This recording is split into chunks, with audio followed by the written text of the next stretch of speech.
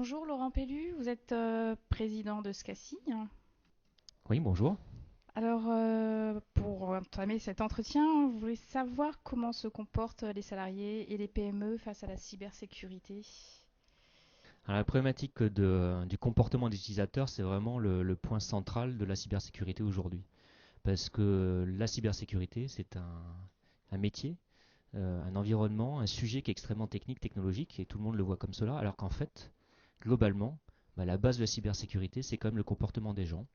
Et, et donc, comment ça se passe? Ça dépend s'ils sont actifs, volontaires, ou s'ils sont plutôt passifs et plutôt bloquants. Donc, ça va se passer en fonction de la culture des collaborateurs au sein de l'entreprise. Ça va se traduire aussi par la façon dont ils sont éduqués, sensibilisés.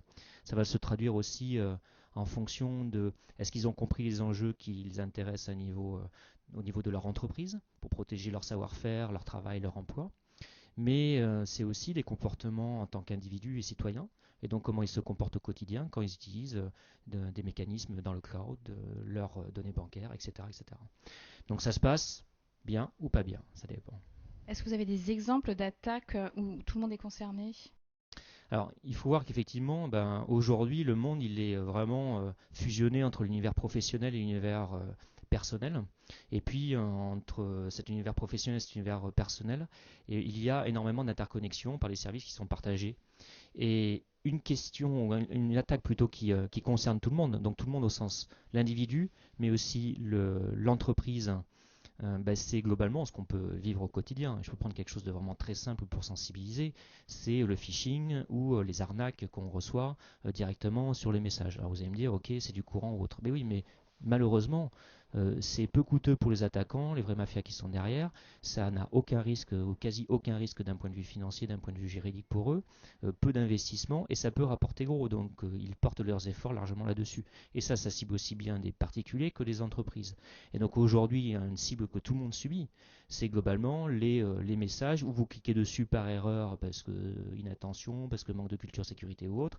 Ça va vous rediriger vers des faux sites qui vont capter de l'information d'authentification, de données sur vos comptes, de données sur des moyens d'entreprise, etc.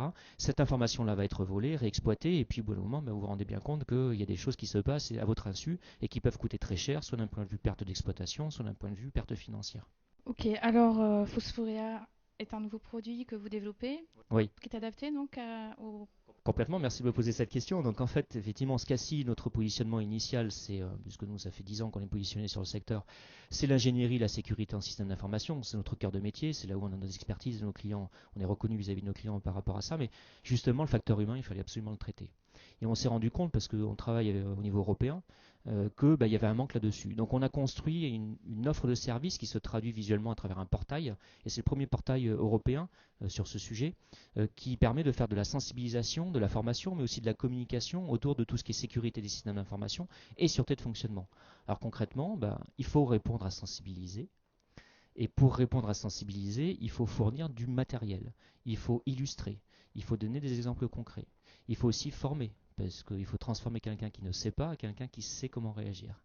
Et puis troisième point aussi, il faut illustrer. Et au quotidien, il faut des affiches, il faut des moyens, et puis il faut du contenu pédagogique et un savoir-faire pour pouvoir faire que les gens se l'approprient. C'est ça Phosphorea. C'est cet enchaînement de composants technologiques et de savoir-faire. Très bien, merci Monsieur Pellu. Merci.